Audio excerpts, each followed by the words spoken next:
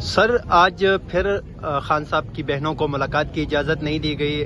جو ایک وکیل کو اجازت ملی ہے تو ان کو یہاں تک آنے کی اجازت نہیں دی گئی کہ خان صاحب کا پیغام باہر نہیں آئے. سر اس سارے سینیریو کو آپ کس نظر سے دیکھتے ہیں؟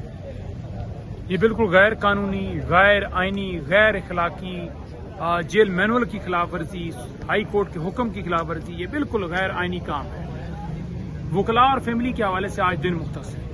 اسلام آباد ہائی کورٹ کا حکم نامہ موجود ہے کہ منگل کو وکلاء اور فیملی ملاقات کرے گی عمران خان صاحب سے، جو ناحق سیاسی طور پر قید کیے گئے ہیں، بے گناہ ہیں، جن کا کوئی قصور نہیں ہے، جن کا قصور صرف یہ ہے وہ اپنے موقف پر قائم ہے، اپنے نظریے پر قائم ہے، ایک پاکستان کی جنگ لڑ رہے ہیں. تو ان کو جیل میں سیاسی طور پر ڈالا گیا اور اب یہ ساری ٹیکٹس کر کے، یہ سارے حربے استعمال کر کے صرف ان کا مقصد ہے کہ ان کو توڑنا.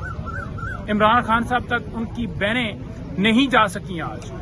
آج وکلاء نہیں جا سکے، صرف ایک وکیل کو ملنے دیا ہے لسٹ میں سے. عمران خان کے پیغام کے اتنی تکلیف ہو رہی ہے ان کو، عمران خان صاحب تک انفارمیشن جانے کے اندر اتنی تکلیف ہو رہی ہے ان کو. عمران خان تک ان کے بچوں سے فون پر بات نہیں ہوتی. عمران خان صاحب سے ان تک جو ہے وہ کتابوں کی رسائی نہیں ہے، ان تک جو ہے اخبار کی رسائی نہیں ہے، ان کا ٹی وی بند کر دیا گیا، ان تک جو ہے وہ ان کے بنیادی حقوق جو ہیں وہ تمام سلب کیے ہیں. عمران خان کو 8x10 کے سیل میں ڈالا گیا اور 22 گھنٹے اس گرمی والے ماحول کے اندر ان کو جیل میں اس سیل کے اندر پابند سلاسل رکھا جاتا ہے. عمران خان یہ ساری چیزیں کر کے، ان کی اہلیہ سے ملاقات بند کر کے یہ سمجھ رہے ہیں کہ عمران خان کو ذہنی اذیت دے کے ان کو یا ان کی اہلیہ کو توڑا جا سکے، جو کہ ناممکن ہے. آج صرف ظہیر صاحب ملے ہیں.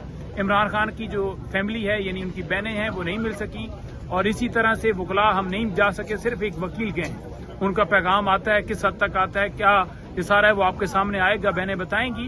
لیکن یہ ہائی کورٹ کا حکم ہی نہیں، یہ جیل مینول ہی نہیں، یہ اپنی تمام تر اخلاقیات جو ہیں ان کی ساری ختم ہو چکی ہیں.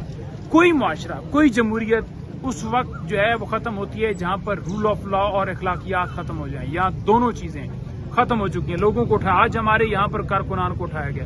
پولیس والوں سے میں نے جا کر پوچھا کیوں اٹھایا، کیوں ان کو گرفتار کیا ہے. کہتے ہیں ہم نے غلطی سے اٹھایا، لیکن ہم چیک کریں گے کہ کیا یہ بندہ ہم نے ٹھیک اٹھایا ہے، یعنی پی ٹی آئی کا کوئی کارکن اور اٹھانا تھا اور اس کو اٹھا لیا ہے، لیکن ہم لے کر جا رہے ہیں. تو اس طرح سے جاریت ہے. دوسری طرف ہمارے لوگوں کو وہاں سزائیں ہو رہی ہیں.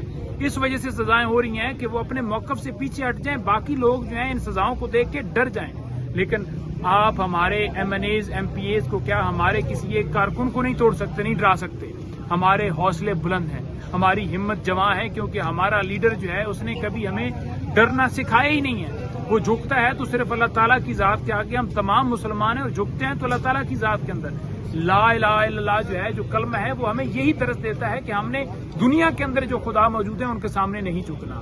اور انشاءاللہ تعالیٰ فتح جو ہے حق کی ہوگی، سچ کی ہوگی. تحریک کا آغاز ہو چکا ہے اور انشاءاللہ تعالیٰ فتح ہوگی، سچ کی ہوگی، آپ کی ہوگی. لیکن اس کے لیے یہ آپ نے نہیں سوچنا کہ یہ پی ٹی آئی کا معاملہ ہے. یہ پوری قوم سے میں کہتا ہوں، یہ معاملہ جو ہے یہ پاکستان کا معاملہ ہے، پاکستان کی بقا کا معاملہ ہے. سر جو آج لاہور میں ایک عدالت نے پاکستان تحریک انصاف کے لیڈر جو ہیں اپوزیشن لیڈر عمر ایوب صاحب ہیں، بلال اعجاز صاحب ہیں، حرم چٹھا صاحب ہیں، ان کو سزائیں سنائی. پھر یقیناً وہ نااہل ہوں گے. اس کے علاوہ جو ورکر ہے پاکستان تحریک انصاف کا سرمایہ سمجھے جاتے ہیں ورکر، ان کو سزائیں ہوئی. سر ایز اے وکیل اور پاکستان تحریک انصاف کے رہنما کے طور پہ آپ کس نظر سے دیکھتے ہیں؟ دیکھیں، یہ بالکل غیر آئینی، غیر قانونی فیصلہ ہے. یہ انصاف کا قتل ہے. آج بلیک ڈے کے طور پر یہ جو ہے آج اس دن کو سمجھا جا رہا ہے، کیونکہ کوئی قصور نہیں ہے ان کا. اگر آپ یہ کہہ دیں کہ ایک زمان پارک جو ہے وہاں صوفے کے پیچھے یا ایک پلنگ کے نیچے یا بیڈ کے نیچے یا ایک وہ کہہ لیں کہ ایک ٹیبل کے نیچے ایک بندہ بیٹھا تھا جس نے سازش سنی تھی، تو دکھائیں کہاں ہے وہ ویڈیو، کہاں ہے وہ آڈیو، کہاں ہے اس کی کوئی لائیو فوٹیجز، کوئی ایسی چیز، کوئی ایویڈنس. اگر آپ نے بندہ بھیجا تھا تو کوئی آپ نے کوئی اس کو آلہ تو دینا تھا جس نے سننی تھی اور ساتھ ریکارڈ کر لینا تھا. کوئی نہیں ہے. جس گواہ جو ہے، جس کی بنیاد کے اوپر یہ سارا کیس بنایا گیا، روزنامچہ پیش کیا گیا وہاں انسداد دہشت گردی عدالت لاہور کے اندر، اس روزنامچے کے اندر یہ لکھا ہوا تھا کہ یہ جو اہلکار ہے یہ آج چھٹی پر ہے، جو کہ یہ کہہ رہا ہے کہ مجھے ایس ایچ او نے اپوائنٹ کیا ہے، لیکن روزنامچہ کہہ رہا ہے کہ یہ چھٹی پر ہے.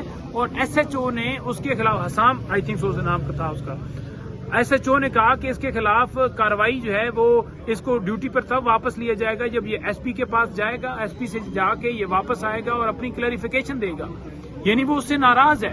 لیکن آپ نے وقوع جو بنایا اس کے مطابق آپ کہہ رہے ہیں کہ جو حسام ہے، وہ جو گواہ ہے جس کی بنیاد کے اوپر وہ کہہ رہا ہے کہ مجھے SHO نے ڈیوٹی لگائی تھی زمان، حالانکہ ریکارڈ کے اندر وہ اس کی ڈیوٹی نہیں لگی ہوئی۔ تو یہ کیس ہے، جب یہ چیز ہی سامنے آ گئی، عدالتیں دیکھ رہی ہیں کہ کوئی ایویڈنس نہیں ہے، CCTV فوٹیجز ہم مانگتے ہیں، نہیں دی جاتی۔ سرگودا جج کو دھمکیاں دی گئیں، اس کا میٹر کاٹ دیا گیا، اس کے گھر پہ گولیاں چلائی گئیں۔ لاہور ہائی کورٹ کی چیف جسٹس نے اس کے اوپر نوٹس لیا کہ آپ ایسا کیوں کر لیں، اس چیف جسٹس کو وہاں سے ہاتھ دھونا پڑا اور وہاں پر عالیہ نیلم صاحبہ چیف جسٹس تعینات کر دی گئی۔ تو یہ ہے پاکستان کا نظام انصاف۔ ہم تو چلے جائیں گے، عدالت کے اندر اپیل بھی ہو جائے گی، لیکن یہ سزا دے کر انہیں ڈسکوالیفائی کر کے ہمارے MNAs کو، ہمارے ورکرز کے اوپر جو ہے ان کو سزائیں دے کر یہ خوف و ہراساں پھیلانا چاہتی ہیں، لیکن قوم خوف کے بت توڑ چکی ہے۔ بہت شکریہ۔